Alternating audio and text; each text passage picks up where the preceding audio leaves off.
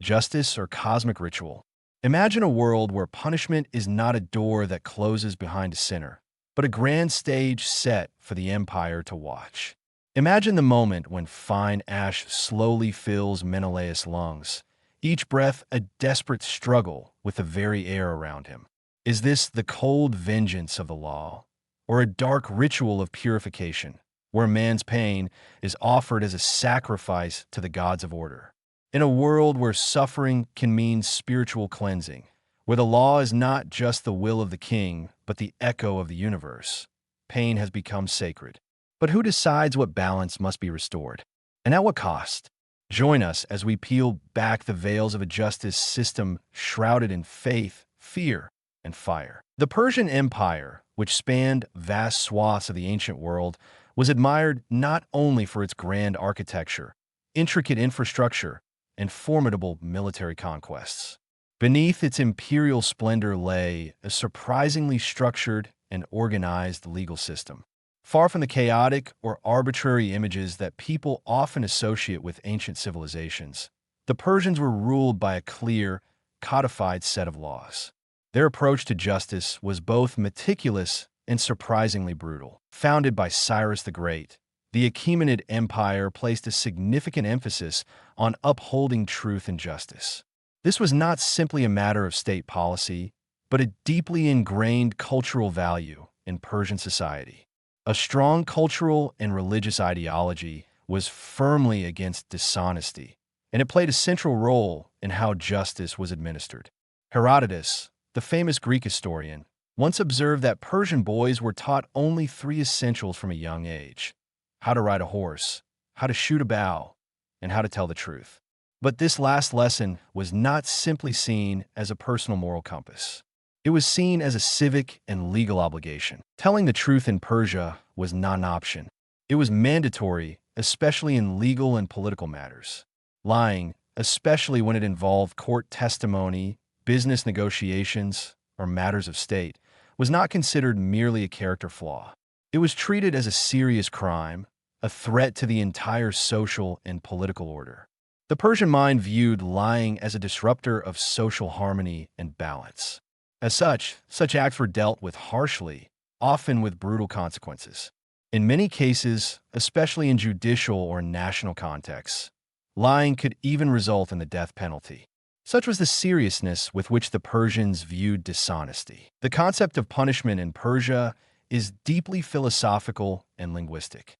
In fact, the word punishment in Old Persian also means questioning. This subtle yet powerful detail reflects the way in which the processes of inquiry, reflection, and judgment are interwoven in their legal thinking. It is not just about punishing someone for a wrongdoing, but also about deeply examining the act itself, searching for the truth behind each case. Justice, in their view, is not just an administrative task, but a sacred duty that connects the earthly legal system to the divine cosmic balance. But what happens when an empire declares war on falsehood itself?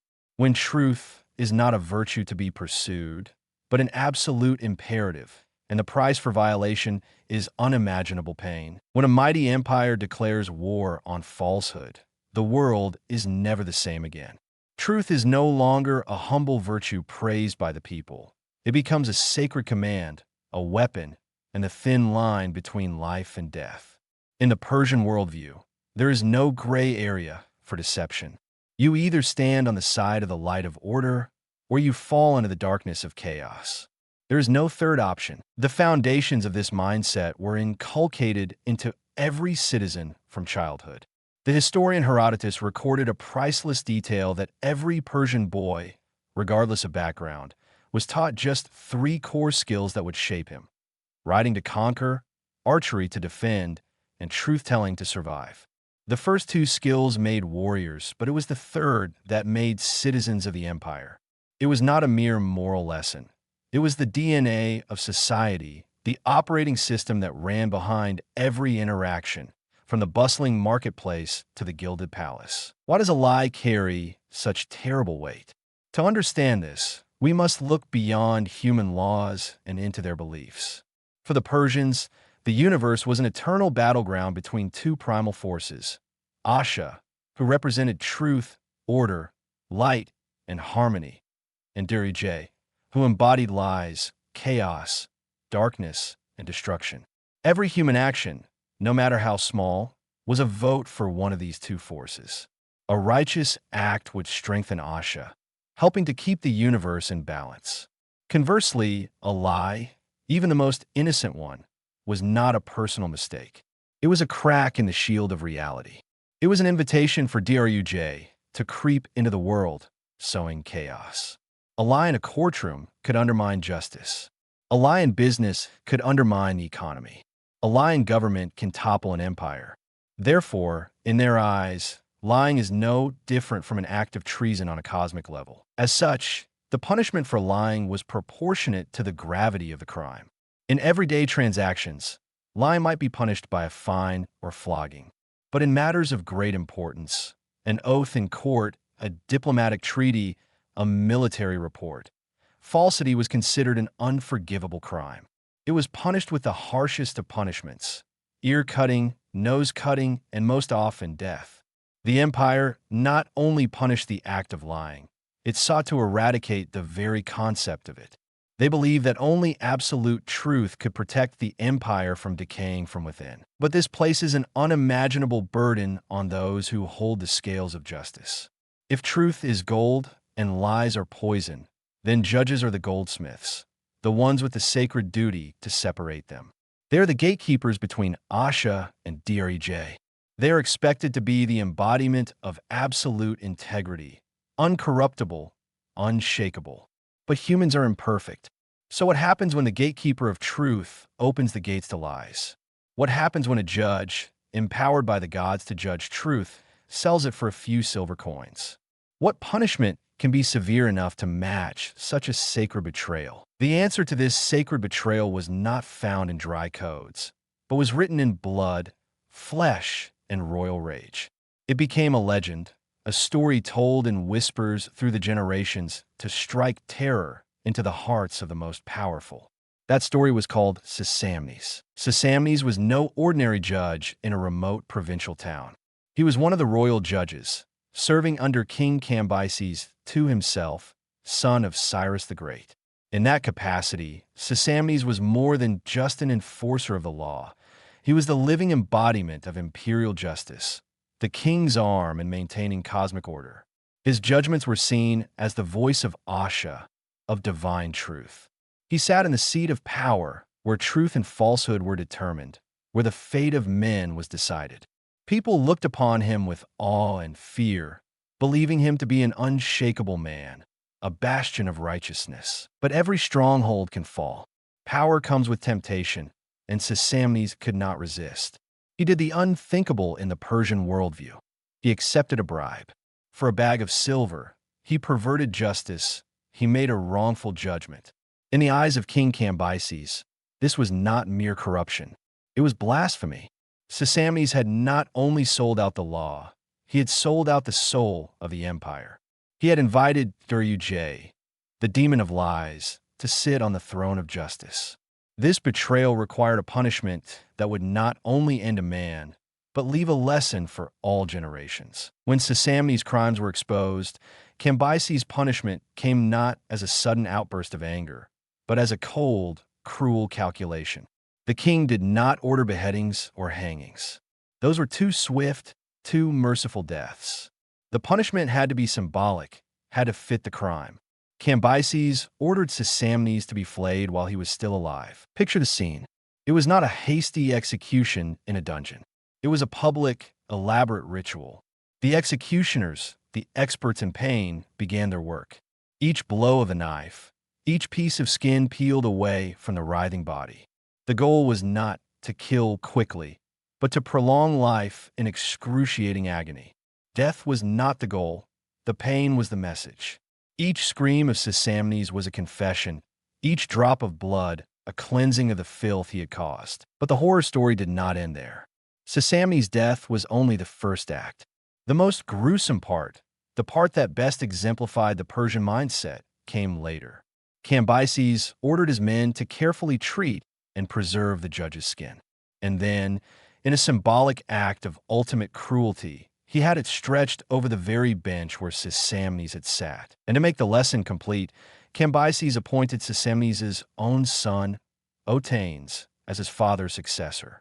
Every day, Otanes sat in his father's leather chair to judge. Every time he rendered a verdict, he could feel the legacy of injustice beneath him. It was a tangible, permanent, and sickening reminder that justice in Persia could not be bought, and that the price of betrayal was that you became part of the very instrument of justice in a way no one could have imagined. Sisamnes' story was a warning to the elite. But when imperial justice rained down on the common people, what living indictments did it carve out on their bodies? If the story of Sisamnes was a horror play for the ruling class, for the masses, the justice of the Persian Empire was written in a different language. It was a language that needed no paper, no words, but was engraved forever on the flesh of the people. In that world, the body of a criminal was no longer their own. It was taken away, turned into a public notice board, a living indictment that anyone could read. Justice was not something you had to endure, it was something you had to wear for the rest of your life. The logic behind this brutality was cold and terrifyingly effective. Corporal punishments were not intended simply to inflict pain or short-term punishment. They were designed to leave tangible, indelible evidence of guilt and shame. The idea was simple and insidious. If others saw your scars, your missing limbs, or your blind eyes, they would think twice before committing a similar crime. One person's pain became a lesson to thousands. Consider the case of a thief. In the eyes of the Persian state, theft, whether of gold or a piece of bread, was more than a violation of property. It disrupted social harmony. The punishment was often swift and irreversible, the cutting off of a hand. This was a deeply symbolic act, depriving the criminal of the very instrument with which he had committed the crime. But it was more than that. It turned the thief into a walking warning. Anyone who saw a one-armed person on the street could instantly recognize the nature of their past crimes. The body had become a sentence.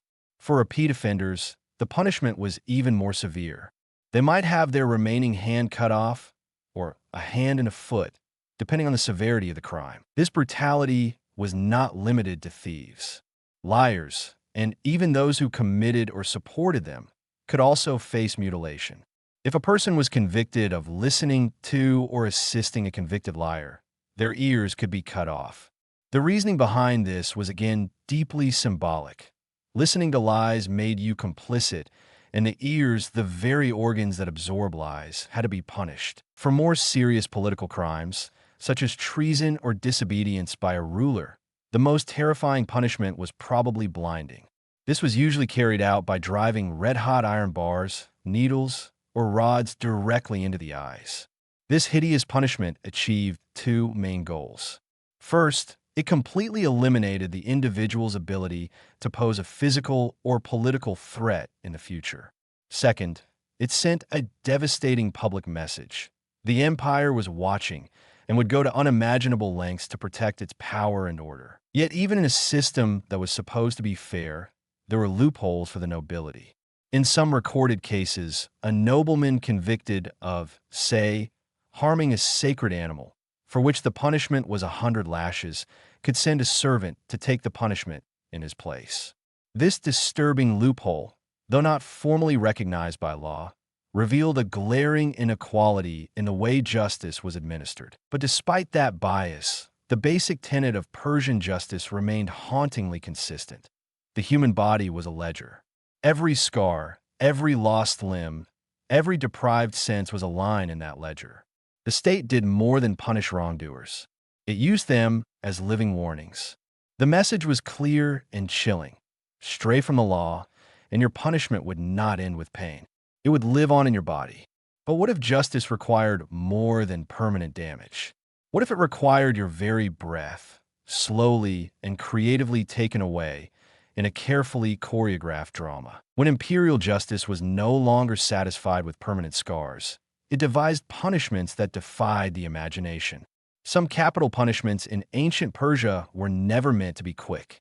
They were staged as long plays, performances of agony, turning the act of execution into a prolonged horror.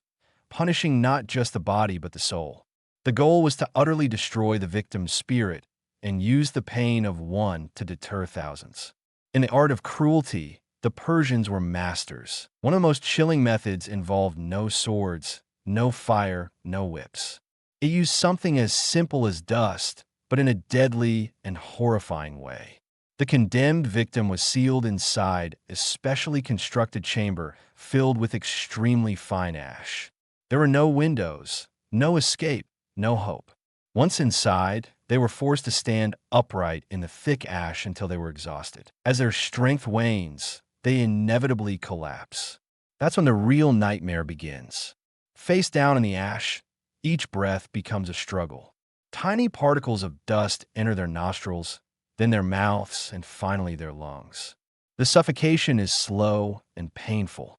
The victim is conscious enough to feel their chest tightening, to feel each shallow breath bringing them closer to death, while they are unable to scream or move.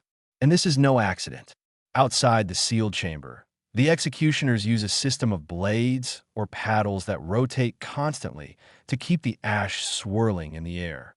The movement ensures that the air is thick with dust, making breathing nearly impossible. Without food or water, the body quickly becomes dehydrated and exhausted. But death does not come quickly. Sometimes it takes hours, even a day or more.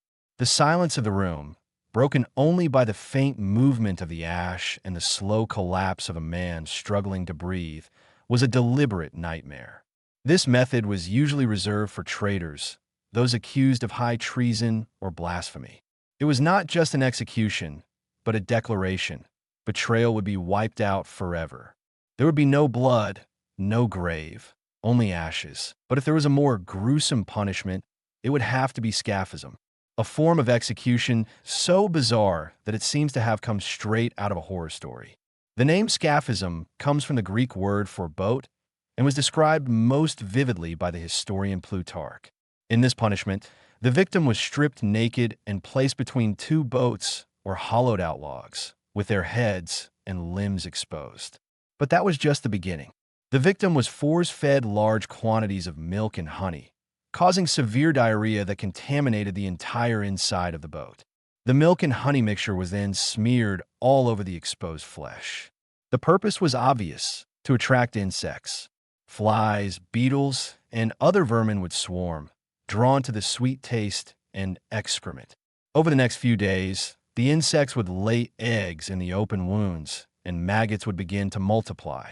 The victim's body begins to rot while they are still alive and fully conscious, slowly dying from septic shock, dehydration, and sheer exhaustion. This process can take weeks. It must be said, however, that scaphism was primarily recorded by Greek historians who were opponents of the Persians. Many modern scholars believe that it may have been exaggerated or even fabricated as propaganda, portraying the Persians as barbarians.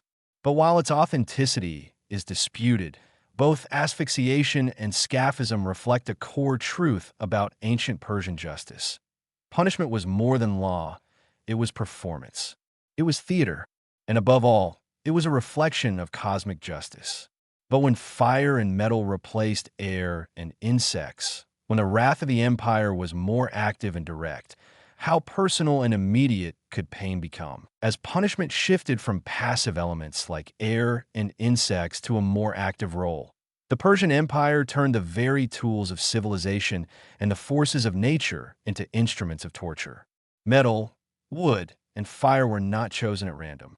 Each carried a symbolic weight, a message of its own, turning execution into a visual ritual, a philosophical discourse written in pain and blood.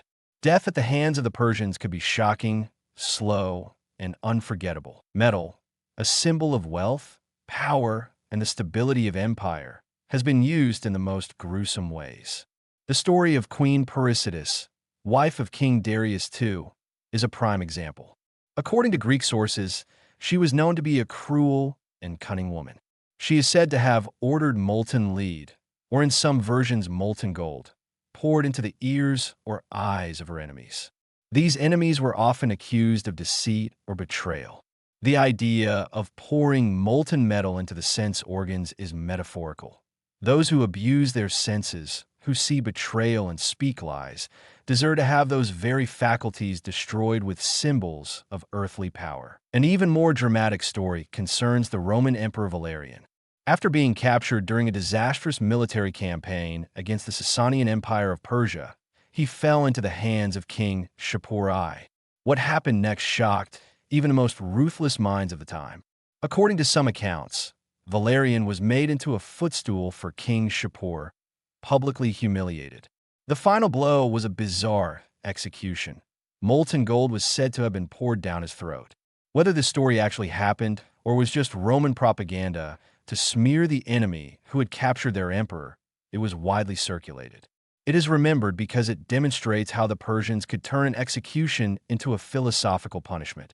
If Valerian was greedy for power and wealth, then molten gold and death became the instrument of his downfall. If metal represents civilization, what offers more terrifying possibilities from the primal forces of nature?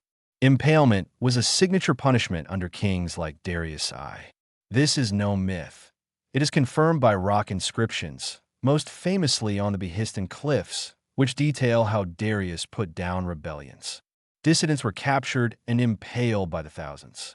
Unlike hanging or beheading, impalement was designed to be slow, painful, and extremely humiliating.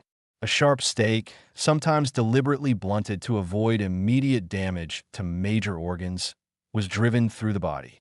The victim was then propped up, allowing gravity to slowly pull the body down, slowly penetrating the internal organs.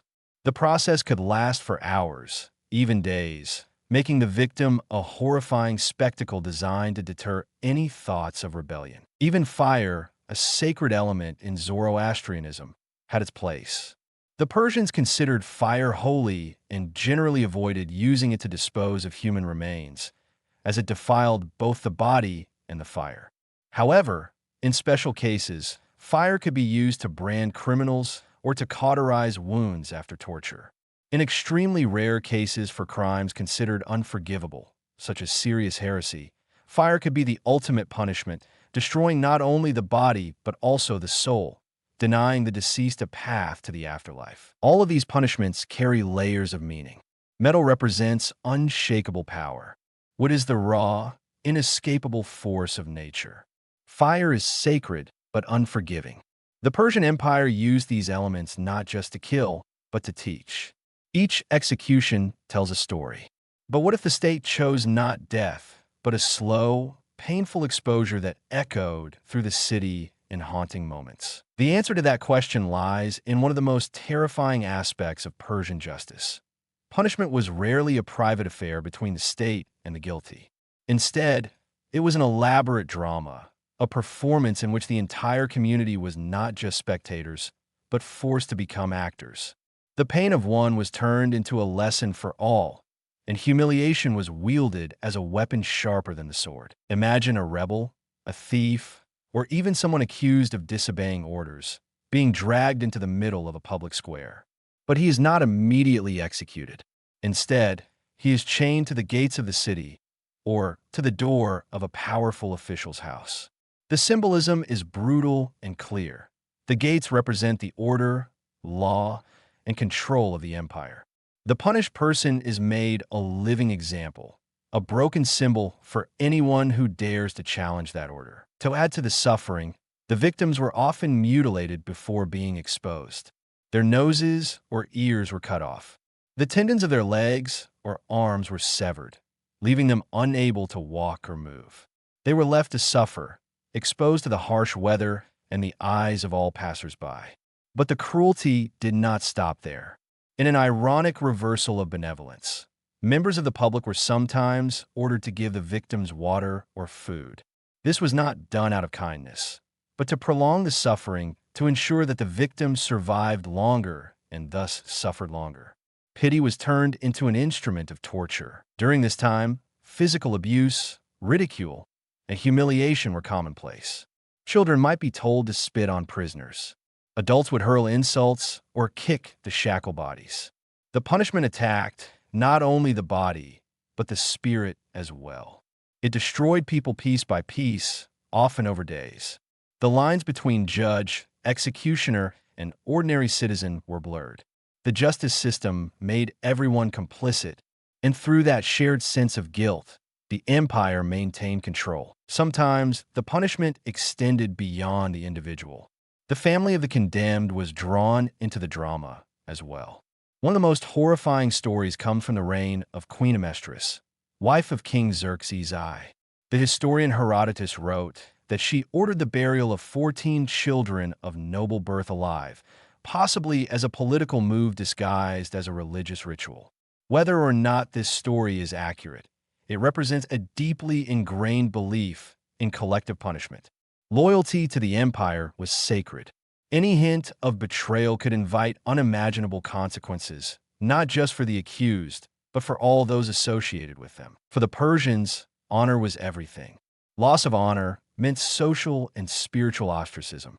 Public humiliation was more than a punishment. It was a sentence that lasted long after the wounds had healed. Survivors of mutilation rarely returned to normal life. The scars on their bodies were permanent, but the damage went deeper. They became walking reminders of failure and pain. Friends abandoned them.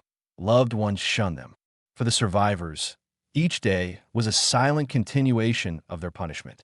Though they still breathed, they were no longer truly alive. To understand why an empire needed such a sophisticated and brutal system of psychological control, we must go back to the roots of their beliefs.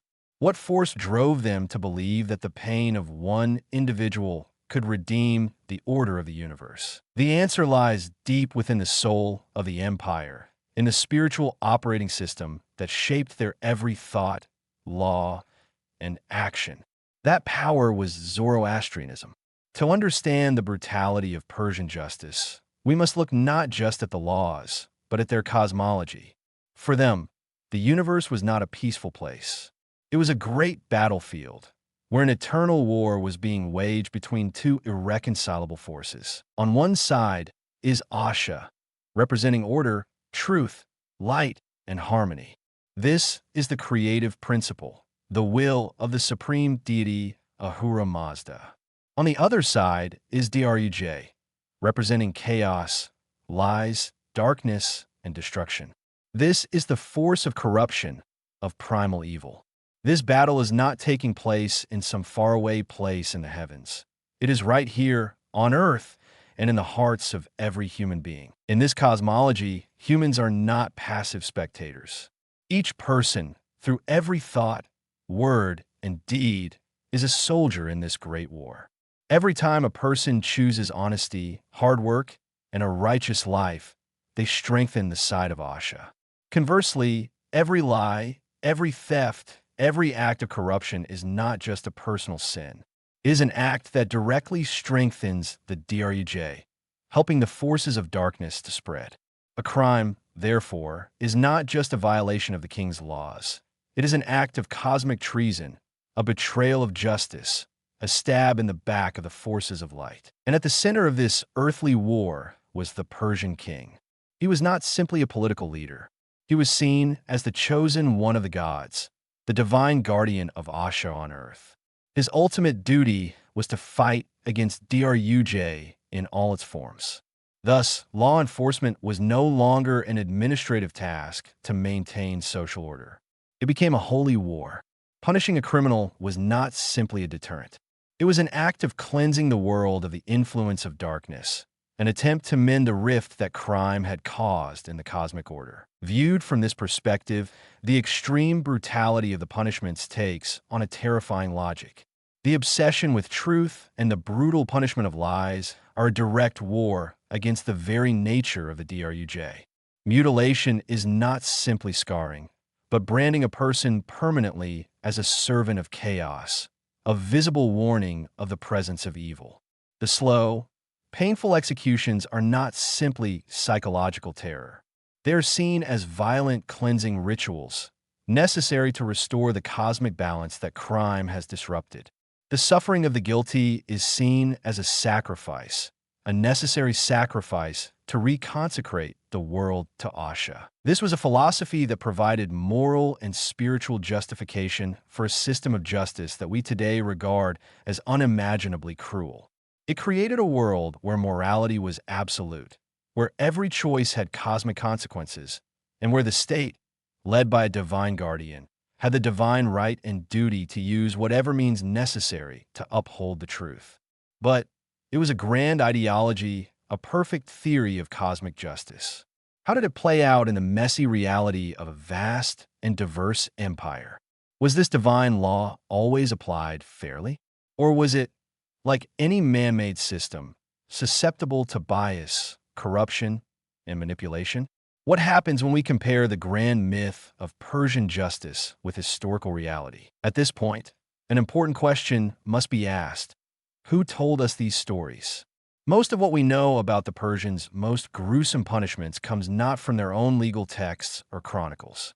It comes from the pens of their enemies and rivals, the Greeks. To find the truth, we must look through the prism of rivalry, war, and propaganda. The two most important figures in shaping the historical image of Persia are Herodotus and Ctesias. Both were Greek historians writing during or after a period of intense hostility between the two civilizations, most notably the Greco-Persian Wars. They were more than just chroniclers. They were storytellers for an audience that saw the Persians as their sworn enemies. Herodotus, though known as the father of history, is famous for mixing observed facts with hearsay, legend, and even myth. His work is both history and literature, and the line between the two is sometimes blurred. Ctesias, who served as a physician in the Persian court, also presented vivid and disturbing accounts of their cruelty. Many scholars today believe that Ctesias deliberately exaggerated events to thrill, shock, and horrify his readers, describing punishments that were not corroborated by other sources. Later Roman writers, such as Plutarch, continued to spread these stories, often without verifying their accuracy. They framed the Persian kings as arbitrary tyrants obsessed with power and punishment. The most notorious examples, such as the scaphism punishment with boats and insects, or the execution of prisoners with molten gold, are so extreme that modern historians question their veracity, especially in the absence of solid archaeological or forensic evidence from Persia itself. This tendency to sensationalize has distorted the overall picture. The truth is, ancient Persia was not unique in its cruelty when compared to its contemporaries. The Roman Empire made extensive use of crucifixion and gladiatorial combat. Stoning and exile were common in ancient Greece. The Assyrians and Babylonians practiced staking, mutilation, and public torture.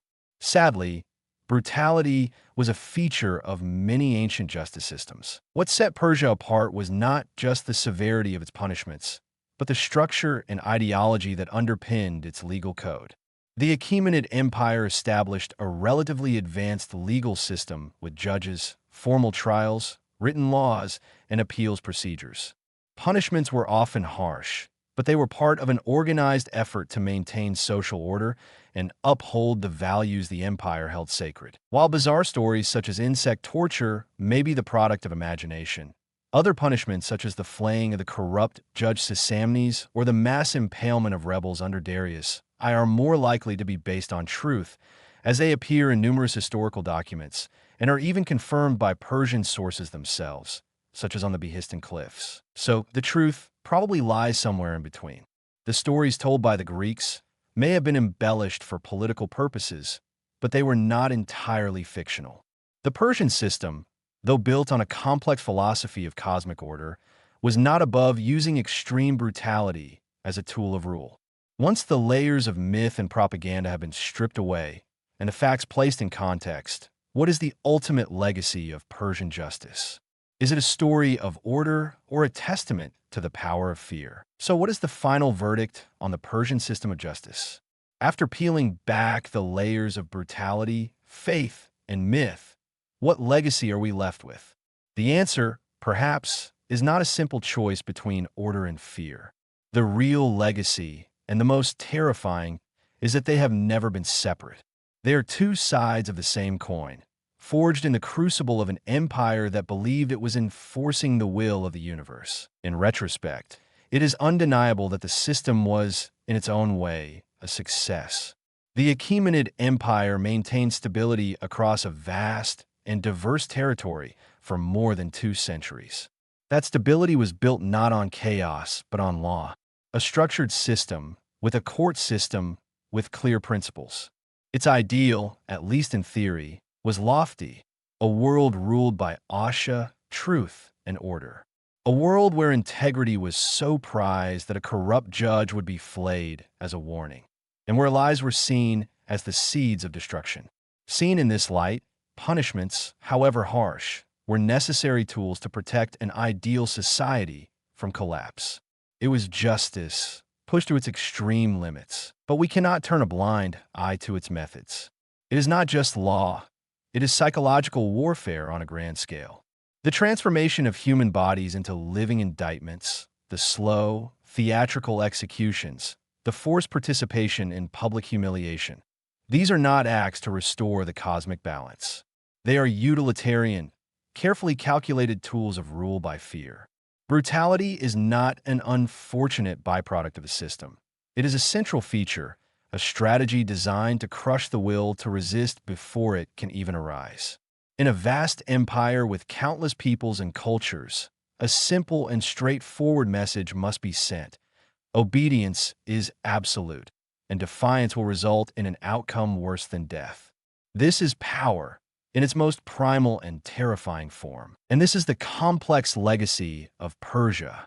The genius and the horror of the system lay in its extraordinary ability to clothe naked and brutal power in the sacred cloak of justice. It made fear seem righteous. It made terror seem a necessary part of the cosmic order. The king was not just a tyrant. He was the guardian of truth. The executioner was not just a murderer. He was a priest performing a cleansing ritual. This fusion made the system so effective and so solid. It ruled not just by force, but by an ideology, a belief that obedience was not just wise but moral. The story of Persian justice is a timeless reminder of how the quest for absolute order can easily justify absolute cruelty. It forces us to ask uncomfortable questions about our own societies. Where do we draw the line between justice and control? Between security and fear? The echoes of the Persian Empire are a warning that the most dangerous form of power is the power that believes itself to be holy. As the curtain of time closes on the story of a bygone empire, what remains is not just images of powerful kings or terrible punishments. Behind the stone carvings and the pages of history written by friend and foe, there are the lives of millions of people. Farmers, soldiers, craftsmen, wives and mothers. They loved, lived, and feared under a system where the line between life and death, between honor and dishonor, was as thin as a thread. History rarely offers simple answers. The Persians were not one-dimensional monsters. They were the architects who built Persepolis, the administrators who created the first road and postal systems, the poets, and the deeply religious. They lived in a world that operated on very different rules than ours, a world where cosmic order was palpable and the struggle against chaos was a daily task. Looking back at their legacy is not about passing judgment, but about understanding the complexity of human nature and how different societies have tried to deal with the age-old questions of crime and punishment.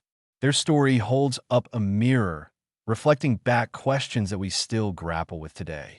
It reminds us that any system, no matter how lofty its ideals, must always be examined with care, compassion, and humility. Thank you for joining us on this journey through one of the most fascinating and thought-provoking chapters of ancient history.